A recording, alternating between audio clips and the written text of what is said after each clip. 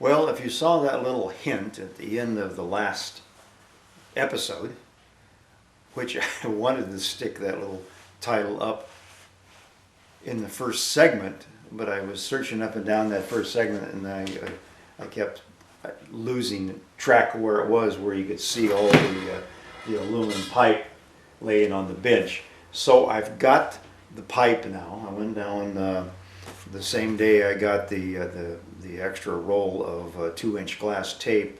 I went down the road to my metal supermarket, and which is the name of the company, and picked up my aluminum tubing, and it was like $75 for all 3 pieces, $75.05, including tax.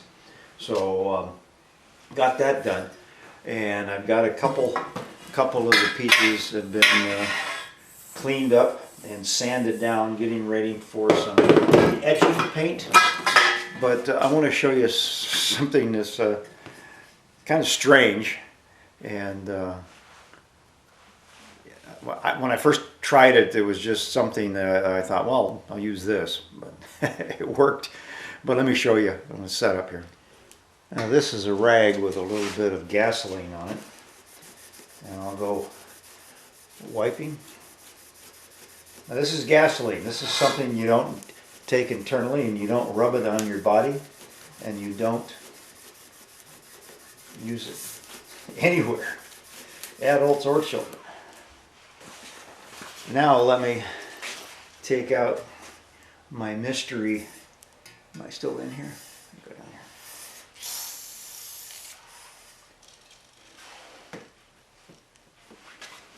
Look at it. It runs away. Unbelievable.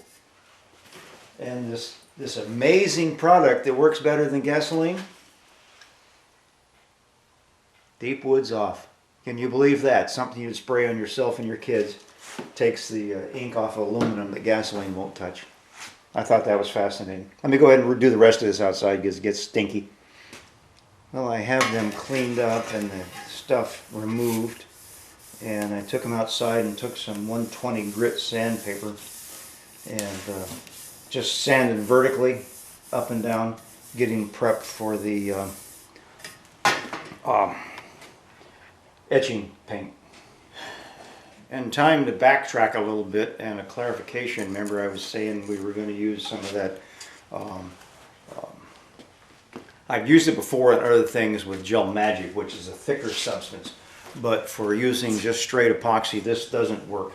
I used a piece to hold a couple scrap sections of 2-inch tape together along a straight seam, and then I wet them out on top of this piece of wood. Well, it looked kind of funky, so I took my knife and I stuck it down in between. Let me get up here. And I stuck it down underneath the glass sheetrock tape. Stuck well, and so did everything else, away from it. But the glass tape that was on top, wet out on top of the sheetrock tape, didn't stick. So I'm assuming this glue here is epoxy phobic, and so don't use it. Don't listen to what I said earlier. In fact, I rechanged the base of my mast after this experiment here. But the other thing I wanted to do too was, it's been almost a week or more now since this is off the bottom of the glass, the old glass, before the second wrap, and it's really hardened up. And in this part, those tests from very first beginning, this was like just a couple wraps. I mean, it's almost where you can't deflect it anymore. And then this end here, which had the 6 wraps on it, I mean, it's like a rock. So this stuff does cure harder over time. And in fact, I even dug out that little sample I made with window screening, where I put it on the tube and wet it out with epoxy. That little rascal's hard as a rock too. So I guess you could, in a pinch, use it for some sort of thing. Probably, I don't know if it's as good as glass or not, but it's supposedly fiberglass material. So we'll come back on something different. Well, this will be the insert that the pin on the gooseneck goes through, and I thought I'll go ahead and epoxy it up. This is an old brush I saved.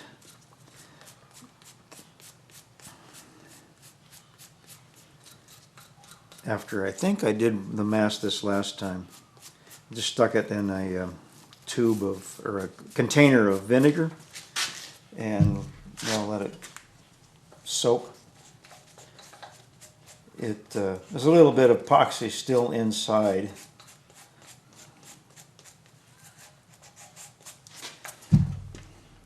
The brush, but it's better than using a brand new acid brush.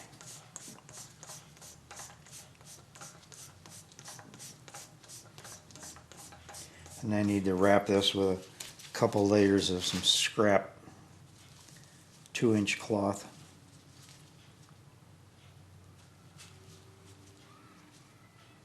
There's one layer.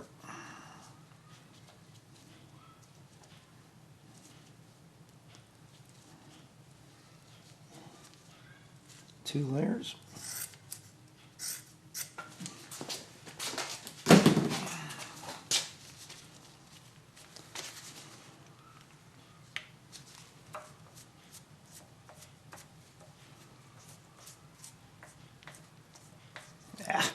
Got goobers. Goobers.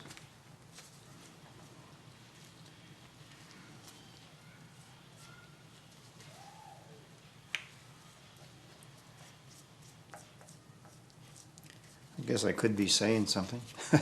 I'll let that dry or wet out, soak in a little bit. I also have our plug made and sanded down to slip inside the tube, but I can't put it in. Well, I could put it in, but I got to be able to put this on first, and I'm going to get I want a nylon washer between here and the gooseneck itself. I can use a stainless steel washer on the inside, but I still got to get a clevis or a pin to put through here so it can't come off. But I want a stainless washer in here just to protect it. So once I get it painted, then I can put all this together and then tap this in, and then I'll put a screw on the bottom underneath.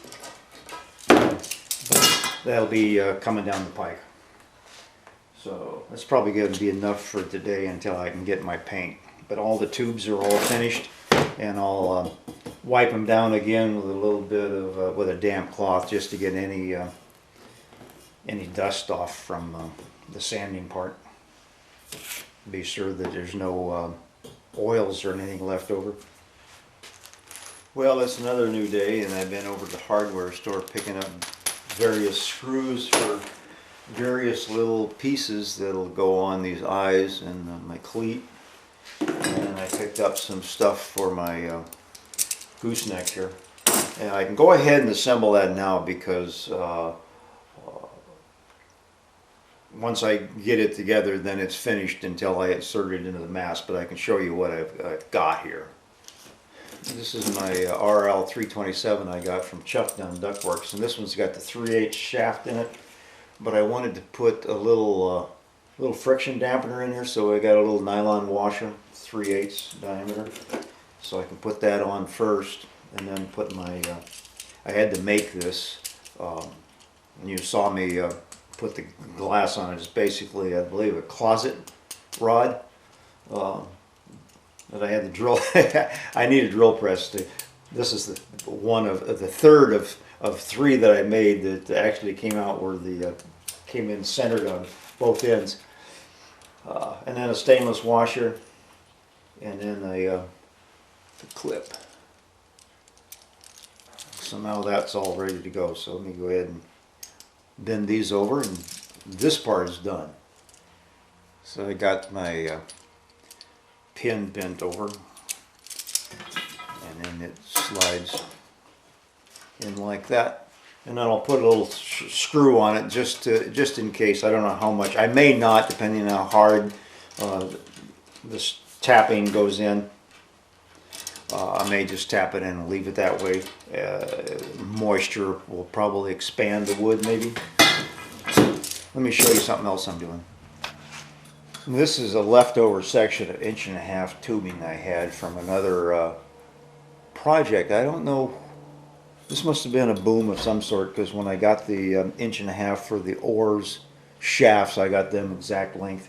But what I've done already is I put some 60 grit, just wrap around it, and I took one of these guys, a little fairlead or an eye, and just sand it back and forth so that, let me just go back and forth like that until you get, I don't know if you can see it there, not a slight radius, and it's a good enough to fit on the, you can't see it there. And I've already did one on a piece of 1 inch tubing I had. So now I'm going to take this guy and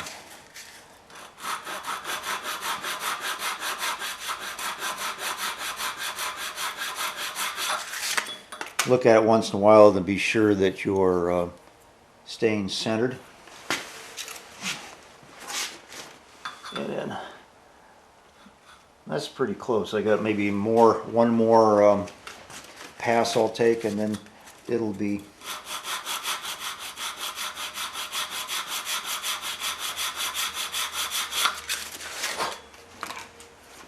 good to go.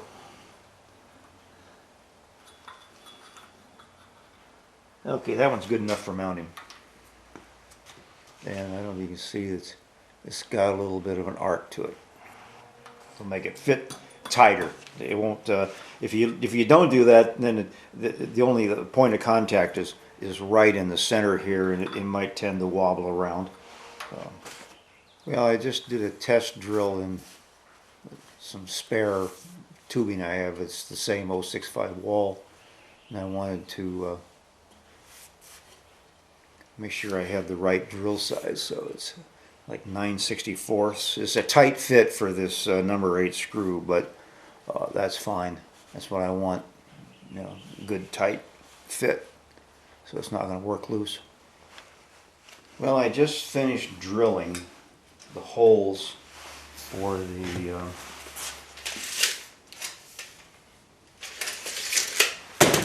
mast, or the gooseneck track, and sometimes it's a little difficult to figure out where the center line is, so I set my gauge here and then used my bubble level to be sure that everything touches and we're level. Well, I have the sail out, and I have the gooseneck in its track, and I got it pinned into its location down there with some number 6 screws. I'll use 8s to hold it in place, but the 6s kind of like fit the hole without expanding it. And I found these things over at my hardware store. I had them, but I found them cheaper at my Fred Meyer, and so I'm going to use this as my jaw. And then I've got a stainless steel here, and then I got my boom, and then I got a piece of wood that I turned and drilled out that will go inside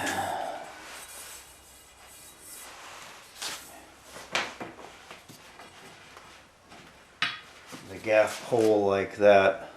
And then I got a couple little eyes here that will hold in on the sail and tension it through this little stainless fitting I got. The hell do they call those? Quick link.